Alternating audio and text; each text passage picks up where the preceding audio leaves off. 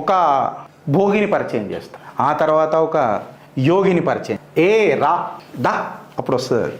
ఇట్లా విలువాలి కదా, జంబలకిడి పంబల పిలుస్తారు చూడు అనండి. ఇంకా రాలే. హే చాచా, చాచా రావాలి కదా. సో ఏదో ప్రాబ్లం ఉందా ఇది? వస్తుంది వస్తుంది వస్తుంది వస్తుంది, ఏమనకు వస్తుంది అది. ఇప్పుడు వెనక పెట్టు, బ్యాక్ పెట్టు. ఒక భోగిని మీకు పరిచయం చేస్తున్నా. మన ఇండిపెండెంట్ భారత్లో ఒక భోగి పూల్వాలా చాచా నెహ్రూ. ఇది నేను మాట్లాడతలేను, సాక్షాత్తు ఒక బుక్కుల రాసిన కథ చెప్తున్నా మీకు. ఏందనంటే ఫార్మర్ సిఐఏ అనలిస్ట్ రాసిన బుక్ ఇది. ఇది వస్తే బాగుండు జర, ఇది వస్తే మీకు ఆధారాలు ఇంకా కరెక్ట్గా చూపుతుండే నేను. ఐ డోంట్ నో వై ఇది ఎందుకు వస్తలేదు. ఇలా జస్ట్ ఇక ఇది నేను చూసుకుంటేనే చదవాల్సి వస్తుంది ఫ్రెండ్స్, ఎందుకంటే మీకు అక్కడ చూపిస్తే బాగుండు. ఇలా సీన్ ఏందనంటే ఫార్మర్ సిఐఏ అనలిస్ట్ ఇంకా ఫారెన్ పాలసీ ఎక్స్పర్ట్ బ్రూస్ వచ్చింది. Former CIA analyst and foreign policy expert Bruce Riedel authored బుక్లా JFK's Forgotten Crisis, Tibet and the CIA Sino-Indian War. ఆ బుక్లో ఏమని రాసిందంటే Nehru chasing skirts losing state అని చెప్పి రాసిండ్రు. అంటే ఇక మీకు అర్థమైపోయి ఉంటుంది, chasing skirts losing state Nehru గారి పైన రాసిన బుక్. ఎవరు రాసిండ్రు? బ్రూస్ లీ అని చెప్పి ఒక CIA analyst foreign policy expert తన బుక్లో రాసిండు. ఎవరి మీద? మన నెహ్రూ గారి మీద. ఆ నెహ్రూ గారి పైన ఏం రాసిండ్రో చూడండి. నెహ్రూకి ఎంతసేపు ప్యాట్ కెనడీ జేఎఫ్కే అయితే అమెరికన్ ప్రెసిడెంట్ ఉండెనో ఆయన సిస్టర్ అంటే ఆయన భార్య సిస్టర్ మీద ఇంకెక్కువ ఉంటుండే, జాక్ ఆర్ బాబీ అని మీద.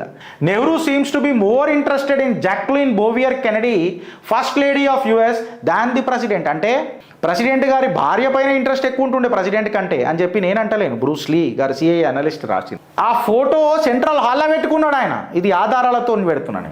ఇండియన్ కంపాస్లో వచ్చిన కథనం. Jackie was getting Nehru's complete attention.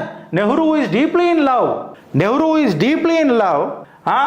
JBK displayed all by itself in the main entrance of the హాల్లోనే ఇంత పెద్ద ఫోటో పెట్టుకున్నాడు బ్రూస్ లీది. ఆడికి అయిపోయిందా అంటే ఆడికి అయిపోలే. ఎంబసీలా ఎప్పుడైతే భారత్కి వీళ్ళు విజిట్ అవుతుండేనో ప్రతి యుఎస్కి వాళ్ళకు ఒక ఎంబసీ ఉంటుంది, ఆ ఎంబసీలలో అక్కడ ఉంటారు. నెహ్రూ గారు అక్కడ ఉండనీయకుండా ఫస్ట్ లేడీ ఆఫ్ యుఎస్ని తన సొంత ప్రైమ్ మినిస్టర్ హౌస్లా ఉండమని చెప్తుండే. నేను చెప్తలే నీకు చూడు. The embassy had rented a villa for miss Kennedy to stay, but Nehru insisted that she stay in the guest house suit at the prime ministers residence.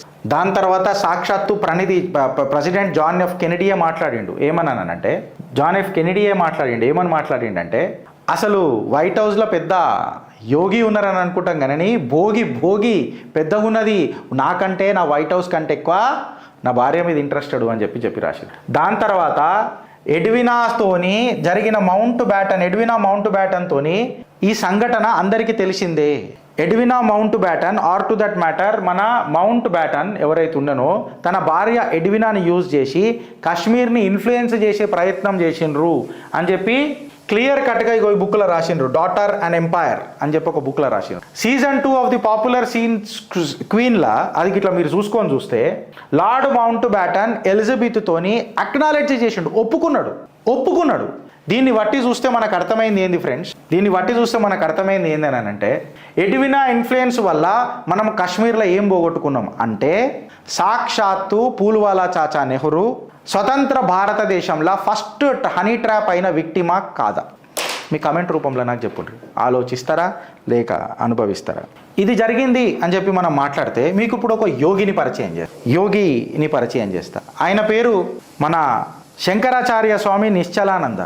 మన Prayagraj train కోసం railway station దగ్గర ఆగిన ఒక యోగి మహాత్ముడు. ఆ సింప్లిసిటీ చూడుండ్రు మీరు. ఈయనను కొంచెం నేను ఇంట్రడ్యూస్ చేయడానికి ప్రయత్నం చేస్తాను. ఇస్రో ఈయన కన్సల్టెన్సీ తీసుకుంటుంది time to time. American space agency ఈయన కన్సల్టెన్సీ తీసుకుంటుంది. ఈయన పేరు ఎన్నో సంస్థలకు అడ్వైజరీ బోర్డులలో ఉన్నది. వరల్డ్ బ్యాంక్ కూడా కొన్ని అన్సాల్వ్డ్ ప్రాబ్లమ్స్కి వేదిక్ మ్యాథమెటిక్స్లా ఈయన అవసరం ఉంటే ఫైనాన్షియల్ మ్యాటర్స్లల్లా ఈయన సహాయం తీసుకుంటుంది స్వామి నిశ్చలానంద గారిది. మ్యాథమెటిషియన్స్ ఆక్స్ఫోర్డ్ యూనివర్సిటీ నుంచి కేంబ్రిడ్జ్ యూనివర్సిటీ నుంచి ఆయన సర్వీసెస్ కోసం తహతహలాడతారు. భారతదేశంలో ఐఐటి ఐఐఎస్సి వీళ్ళందరూ ఈయనతో టచ్లు ఉంటారు. ఆయన సింప్లిసిటీ చూడండి. ఎన్నో సైంటిఫిక్ బుక్స్ రాసిండ్రు ఆయన.